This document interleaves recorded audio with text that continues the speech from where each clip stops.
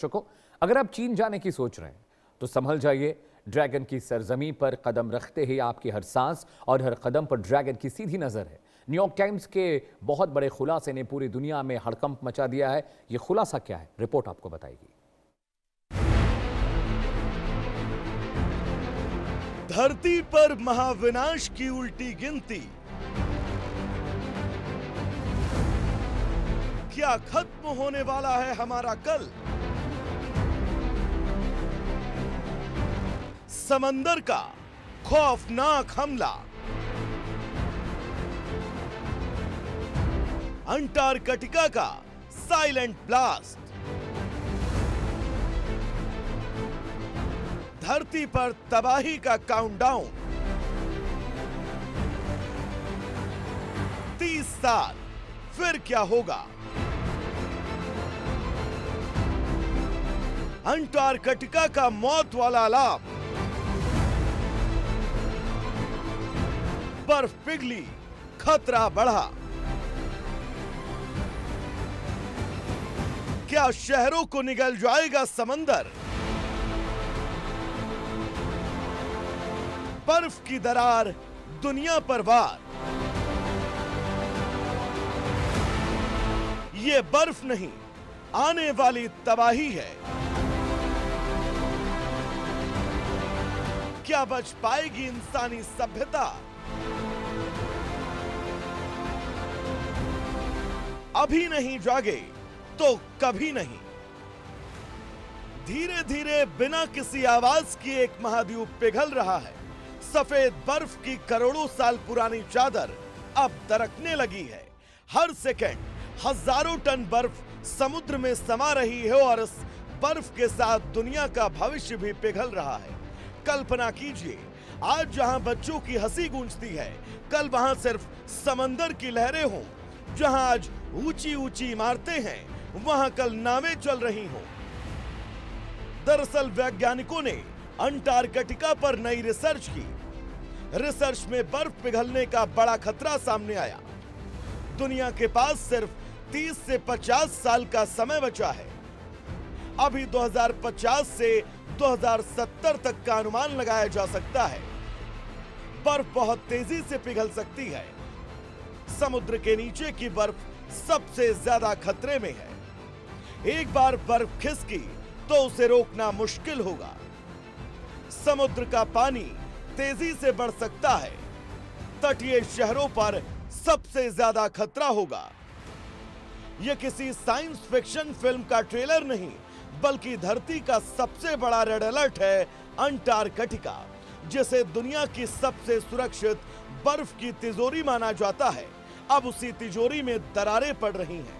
और वैज्ञानिक कह रहे हैं, अगर दुनिया अभी नहीं जागी तो आने वाली पीढ़ियां सिर्फ इतिहास की किताबों में कुछ शहरों का नाम पढ़ेंगी। धरती का दिल बुखार में है और इस बुखार का सबसे बड़ा असर अब दिखाई दे रहा है। दुनिया के आखिरी छोर पर अंटार्कटिका में, जहां तापमान कभी जिंदगी को जमा कर रख देता था, वहीं अब गर्म हवाएं बर्फ का साम्राज्य तोड़ रही हैं। 23 जुलाई दुनिया की सबसे प्रतिष्ठित साइंस जर्नल नेचर में छपी एक स्टडी ने पूरी दुनिया को झकझोर दिया। वैज्ञानिकों ने कहा, दुनिया के पास सिर्फ 30 से 50 साल हैं। ये 30 साल किसी काउंटडाउन से कम नहीं, क्योंकि इसके बाद समुद्र का पानी कहां तक पहुंचेगा, कौन सा शहर बचेगा और कौन सा नक्शे से मिट जाएगा, इसका अंदाजा लगाना भी शायद विज्ञान के लिए नामुमकिन हो जाएगा। दुनिया अंटार्कटिका को सिर्फ बर्फ का रेगिस्तान समझती है, लेकिन असलियत इससे कहीं ज्यादा बड़ी यहीं मौजूद है। धरती का सबसे बड़ा मीठे पानी का खजाना, अगर यहाँ की सारी बर्फ पिघल जाए तो दुनिया का नक्शा हमेशा के लिए बदल सकता है। वैज्ञानिकों की सबसे बड़ी चिंता सिर्फ ऊपर की बर्फ नहीं, बल्कि नीचे छिपी हुई बर्फ है, जो समुद्र तल से नीचे चट्टानों पर टिकी विशाल बर्फ की चादरें धीरे धीरे अब अपनी पकड़ खो रही हैं। और जैसे ये फिसलना शुरू करती हैं, उन्हें रोकना लगभग नामुमकिन हो जाएगा। इसी प्रक्रिया को वैज्ञानिक पॉइंट ऑफ नो रिटर्न कहते हैं। ग्लोबल वार्मिंग से धरती का तापमान लगातार बढ़ रहा है। CO2 और मीथेन जैसी गैसें गर्मी को धरती पर रोक रही हैं। कोयला, पेट्रोल और डीजल जलाने से प्रदूषण बढ़ रहा है। पेड़ कम होने से CO2 ज्यादा मात्रा में वातावरण में बनी रहती है। गर्म समुद्री पानी नीचे से अंटार्कटिका की बर्फ को पिघला रहा है। बढ़ते तापमान से बर्फ की ऊपरी सतह तेजी से पिघल रही है। बर्फ की शेल्फ टूटने से पीछे की विशाल बर्फ तेजी से समुद्र की ओर खिसकती है। बर्फ पिघलने पर सफेद सतह घटती है, जिससे धरती ज्यादा गर्मी सोखती है। एक सीमा के बाद बर्फ का पिघलना अपने आप तेज हो जाता है। पिछले कई सालों में वैश्विक तापमान लगातार रिकॉर्ड स्तर पर रहा है। समुद्र तल से नीचे टिकी बर्फ गर्म पानी के कारण अपनी पकड़ खो रही है। अगर यही हाल रहा तो आने वाले दशकों में समुद्र सिर्फ किनारों तक सीमित नहीं रहेगा। IPCC की रिपोर्ट कहती है, अगर अंटार्कटिका के मुख बर्फीली चादरें ढही तो समुद्र के बढ़ने की रफ्तार अगले 30 सालों में दोगुनी हो सकती है। और अगर कार्बन उत्सर्जन नहीं रुका तो 2100 तक समुद्र का जलस्तर 2 मीटर से ज्यादा बढ़ सकता है। सिर्फ 2 मीटर, लेकिन यही 2 मीटर लाखों घर, हजारों किलोमीटर सड़क, एयरपोर्ट, बंदरगाह और पूरी की पूरी बस्तियों को समुद्र के हवाले कर सकते हैं। सबसे ज्यादा खतरा उन लोगों को है जो समुद्र के किनारे रहते हैं। ऑस्ट्रेलिया, जहां हर चौथा घर तटीय बाढ़ की जद में आ जाता है। प्रशांत महासागर के छोटे छोटे द्वीप, जो शायद आने वाली पीढ़ियां सिर्फ तस्वीरों में देखें, और सिर्फ विदेश ही नहीं, भारत भी इससे अछूता नहीं है। मुंबई, चेन्नई, कोलकाता, विशाखापट्टनम जैसे शहर बढ़ते समुद्र और तेज होते चक्रवातों का सामना कर सकते हैं। सवाल सिर्फ जमीन का नहीं, रोजगार का भी है, पीने के पानी का भी और करोड़ों लोगों के भविष्य का भी। वैज्ञानिक कह रहे हैं, घबराइए मत, लेकिन देर भी मत कीजिए। यही 30 से 50 साल में दुनिया में सबसे ज्यादा काम करना होगा।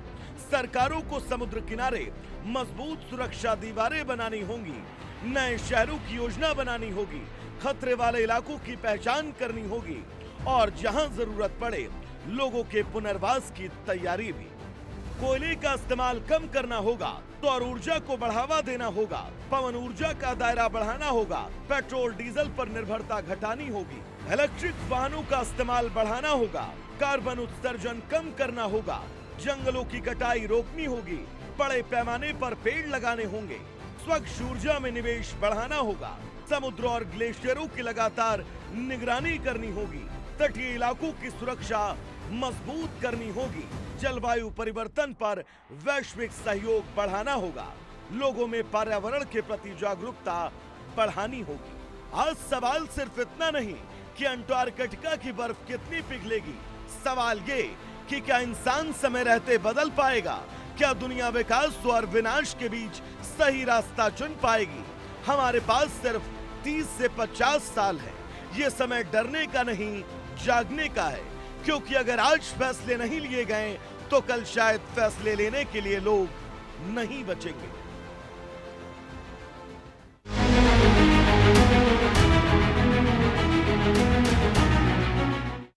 नक्सल